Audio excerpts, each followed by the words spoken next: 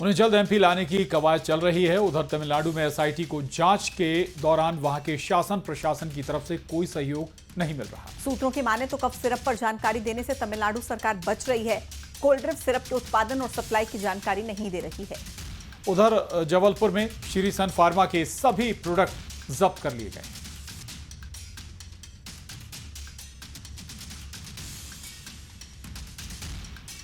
और छिंदवाड़ा सिरप कांड में अब तक 21 बच्चों की मौत हो चुकी है। अब सवाल ये उठ रहा है कि क्या बच्चों की जान बचाई जा सकती थी। और ये सवाल इसलिए उठ रहा है क्योंकि जांच के बाद से लगातार जो खुलासे हो रहे हैं वो इसी तरफ इशारा कर रहे हैं। कलेक्टर एसडीएम को जानकारी दी गई है। इस सिरप में गड़बड़ी है। सिर्फ और सिर्फ प्रशासन की लापरवाही ने मासूम बच्चों की जिंदगी छीन ली। एक मां से उसका बेटा बेटी, एक पिता से उसकी बेटी या बेटा छीन लिया। जो चिराग बुझ गया वो अब ठीक से रोशन भी नहीं हुआ था। आखिर क्यों प्रशासन ने इतनी बड़ी गलती की? प्रशासन को सूचना दी गई थी सिरप में कोई गड़बड़ी है, इस पर तुरंत एक्शन लिया जाना चाहिए। लेकिन फिर भी अधिकारी जागे नहीं और फिर जो मौत का तांडव हुआ वो सबने देखा। और आखिर ये लापरवाही क्यों की गई और क्यों समय पर एक्शन नहीं लिया गया, ये सबसे बड़ा सवाल है।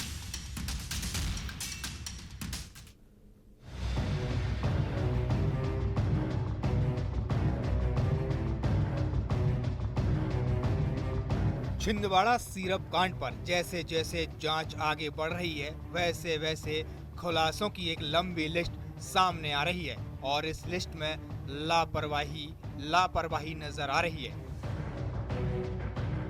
प्रशासन की अब तक की सबसे बड़ी लापरवाही का खुलासा हुआ है। नागपुर में बच्चों का इलाज कर रहे डॉक्टर राजेश अग्रवाल ने गड़बड़ी की आशंका बताई थी। मैंने जो मेरे परिचित थे उस एरिया के पार्षद, उनसे मैंने कांटेक्ट किया। मैंने उनको बोला कि आपकी एरिया से मुझे ऐसे ऐसे बच्चे देखने मिल रहे हैं, आ रहे हैं नागपुर में।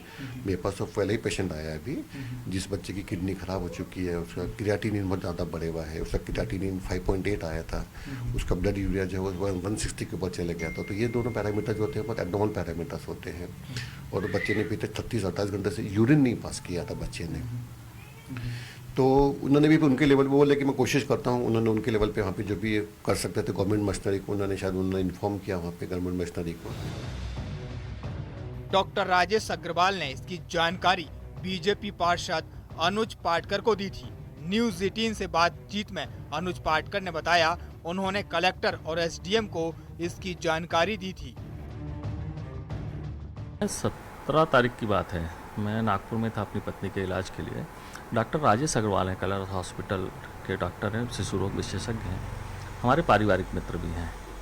उनके बाद 2 बच्चे पहले से एडमिट थे किडनी के।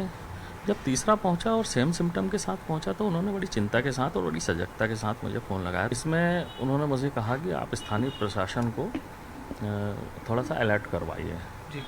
तो मुझे भी लगा गंभीर मामला है, मासूम बच्चों का मामला है। मैं चूँकि नागपुर में था, यहाँ था नहीं, तो मैंने तात्कालिक कलेक्टर साहब को फ़ोन लगाया।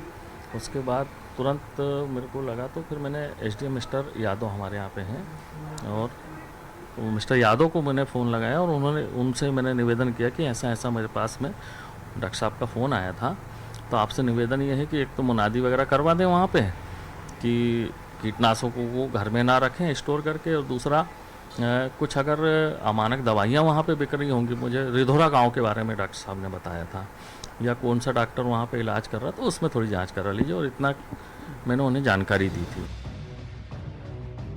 इतनी लापरवाही आखिर कैसे हो सकती है? और इससे भी बड़ी लापरवाही सैंपल भोपाल तक भेजने में ही छिंदवाड़ा जिला प्रशासन को 3 दिन लग गए।